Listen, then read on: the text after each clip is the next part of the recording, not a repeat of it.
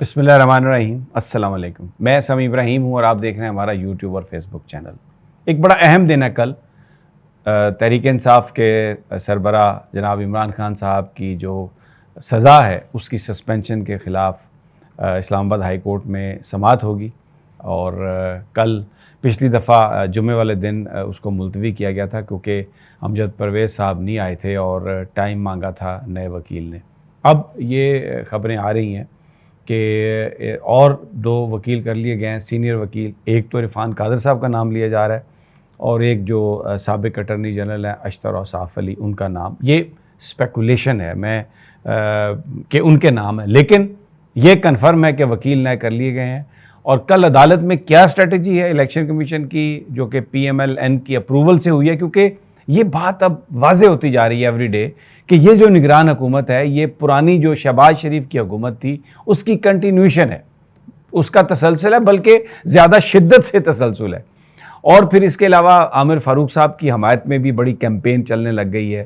اسلام آباد high court bar کے صدر جو ہیں نوید ملک، وہ بھی میدان میں آ گئے ہیں. میں نے 2 دن پہلے ویلاگ کیا تھا اور آپ سے ڈسکس کی تھی یہ چیز کہ یہ اس وقت جو پاکستان ٹرموائل میں ہے، یہ در حقیقت جسٹس عامر فاروق صاحب کا وہ فیصلہ جو وہ نہیں کر سکے اس وقت جب عمران خان صاحب کو اسلام آباد ہائی کورٹ سے اٹھایا گیا اور پھر پورے ملک میں فساد ہوا. اگر اس وقت وہ صحیح فیصلہ کر دیتے تو یہ سارا ٹرموائل نہ ہوتا، اس سے اوائڈ کیا جا سکتا تھا. اور اس گرفتاری کو قانونی قرار دیا عامر فاروق صاحب نے، اور سپریم کورٹ نے اس کو انلیگل قرار دیا. اور اب بھی سپریم کورٹ نے ہائی کورٹ کو موقع دیا فیصلہ کرنے کا، لیکن یہ ڈیلے پہ ڈیلے، اور سپریم کورٹ کو بھی انہوں نے ایک لحاظ سے بے بس کر کے رکھا ہوا ہے کہ کوئی فیصلہ نہ آ سکے. اور جتنے دن عمران خان کو جیل کے اندر رکھا جا سکے، یہ جو اس وقت اسلام آباد بار کے صدر اور خواجہ عامر فاروق صاحب جو ہو رہا ہے اس کے جو کانسیکوینسز ہیں وہ یہ نظر آ رہے ہیں. تو اب میں آپ کو بتاؤں گا کیا اسٹریٹجی ہے کل کی. دوسرا، آج نگران حکومت کوئی بھی فوری طور پر لوگوں کو ریلیف دینے میں ناکام رہی. آج میٹنگ تھی، کابینہ کی میٹنگ تھی، اس میں ڈسکس ہوا کیونکہ پورے ملک میں احتجاج ہو رہا ہے اور مہنگائی اس قدر بڑھ گئی ہے اور بجلی کی قیمتوں میں ہوش ربا اضافہ ہوا ہے. اور ابھی میں آپ کو بتاؤں کل رات یا پرسوں پیٹرول کی قیمتوں میں اور اضافہ ہونے والا ہے. تو لوگوں نے بل دینے سے انکار کر دیا ہے، تاجران نے دینے سے انکار کر دیا ہے. احتجاج کی کال ہے، لوگ بلوں کو جلا رہے ہیں، بڑی بڑی سڑکوں کو پر دھرنے دے رہے ہیں اور ایک عجیب ٹرموائل ہے. تو اب نگران حکومت نے کل پھر اپنا اجلاس بلایا کابینہ نے، لیکن مسئلہ یہ ہے کہ اس حکومت کے پاس کوئی مینڈیٹ نہیں ہے.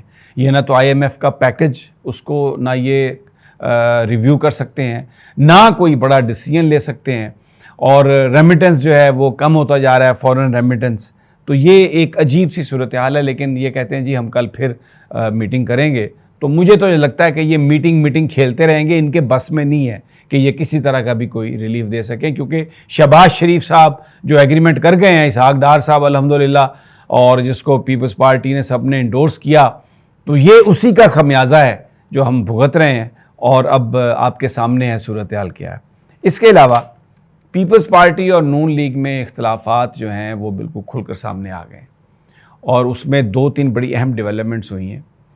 پیپلز پارٹی نے آفیشیل سیکرٹ ایکٹ اور آرمی ایکٹ کی جو منظوری دی تھی وزارت قانون نے، حالانکہ صدر مملکت کی طرف سے سگنیچر کا لیٹر بھی نہیں آیا، پیپلز پارٹی نے اس کو اب جو گفتگو کی ہے کل نیر بخاری صاحب نے اور شہری رحمان صاحبہ نے، اس میں انہوں نے صدر کے موقف کو درست تسلیم کیا ہے اور یہ کہا ہے کہ جناب انڈائریکٹلی نیر بخاری صاحب نے ایک بڑی بات کہی کہ جب ایوان صدر سے دوسری دفعہ آتا ہے ریجیکشن کے بعد تو منظور ہوتا ہے اپنے آپ ہی یہ جو بل ہے.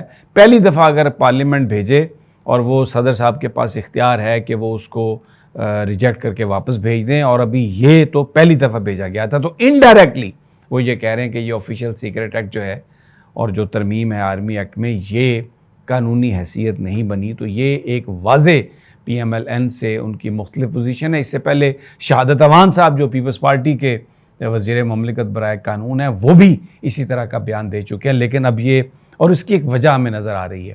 دیکھیں جو اعلیٰ تقرریاں اور جو اپوائنٹمنٹس ہیں اس پر بھی ہمیں جھگڑا نظر آ رہا ہے.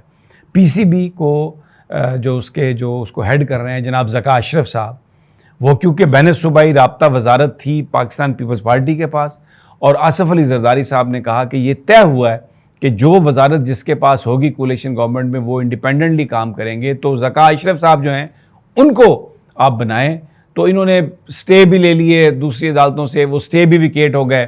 پھر بہرحال ذکا اشرف صاحب بن گئے. اب مصطفیٰ رمدے صاحب جو مینجمنٹ کمیٹی میں ہیں پی سی بی کی, انہوں نے ایک پریزنٹیشن دی ہے جناب ذکا اشرف صاحب کے خلاف, اور اس کا اجلاس 2 دنوں کے بعد طلب کر لیا گیا ہے, اور ذکا اشرف صاحب کو عہدے سے ہٹانے کی سمری تیار کر لی گئی ہے, بنا لی گئی ہے. اور اس میں احد چیمہ صاحب بڑے انسٹرومنٹل ہیں جو اسٹیبلشمنٹ کو دیکھ رہے ہیں.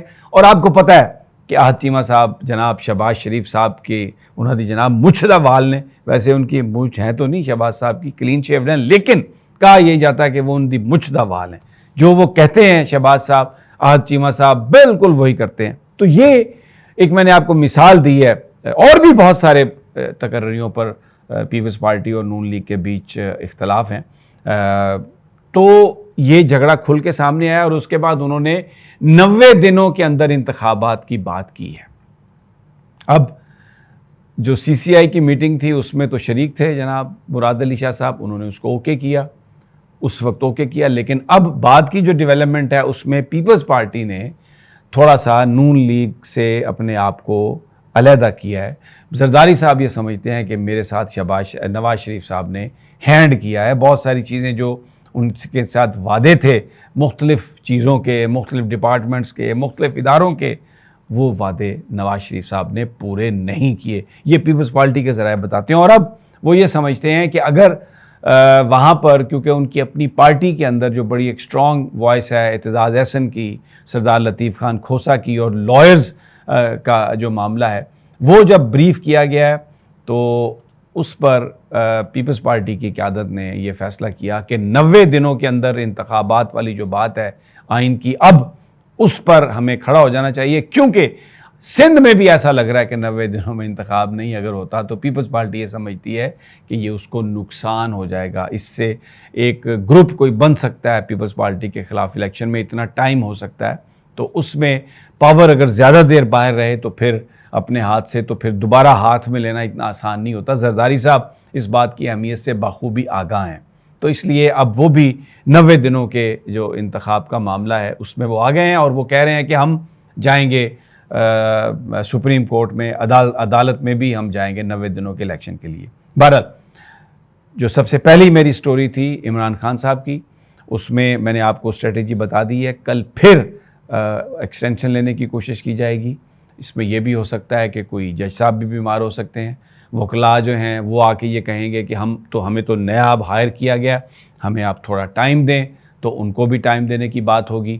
جو نوید صاحب جو اسلام آباد ہائی کورٹ بار کے صدر ہیں, انہوں نے کہا ہے کہ جناب ایک کیمپین چل رہی ہے چیف جسٹس اسلام آباد ہائی کورٹ کے خلاف, اور وہ کیمپین پی ٹی آئی چلا رہی ہے, سوشل میڈیا پہ چلا رہی ہے, ٹویٹر پہ چلا رہی ہے, اور جن ہینڈلر سے چل رہی ہے وہ پی ٹی آئی کے وہ سارے کے سارے اکاؤنٹ ہیں. اشتر اوصاف علی نے کہا ہے کہ وہ عدالت میں جائیں گے کہ یہ ایک پی ٹی آئی منظم کیمپین کر رہی ہے جسٹس خواجہ عامر فاروق کے خلاف, اور ہم اس کے خلاف میں عدالت میں جاؤں گا. اب پی ٹی آئی نے آفیشلی تو جناب عمران خان صاحب خواجہ عامر فاروق پر عدم اعتماد کا اظہار کر چکے ہیں, عدالت میں باقاعدہ درخواست دے چکے ہیں کہ میرے کسی بھی مقدمے کی سماعت جو ہے وہ عامر فاروق صاحب نہیں کریں.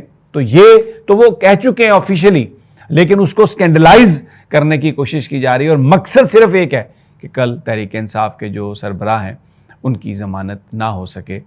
اگر ضمانت ہو بھی گئی تو اور بہت سارے مقدمے ہیں, اس لیے اس بات کا امکان تو کم ہے کہ وہاں سے انہیں اسلام آباد ہائی کورٹ سے اگر کنوکشن کی سسپینشن ہو بھی جائے تو وہ رہا ہوں گے. ہاں البتہ سپریم کورٹ میں ایک ان کی درخواست پڑی ہے جس میں کہا گیا ہے کہ کیونکہ وہ کسٹڈی میں تھے, پیش نہیں ان کو کیا گیا, عدم پیشی کی بنیاد پر بہت ساری ان کی ضمانتیں خارج ہو گئی ہیں, اور سپریم کورٹ اپنے فیصلوں میں کہہ چکی ہے کہ اگر ایسی سچویشن ہو تو ضمانتیں عبوری کینسل کسی بھی ملزم کی نہیں ہوں گی اگر وہ اسٹیٹ کے پاس ہوگا. تو اب دیکھتے ہیں کہ کیا ہوتا ہے, لیکن بڑا ایک ایونٹ فل ڈے ہے کل, تو انشاءاللہ آپ کو تازہ ترین سے آگاہ کرتے رہیں گے.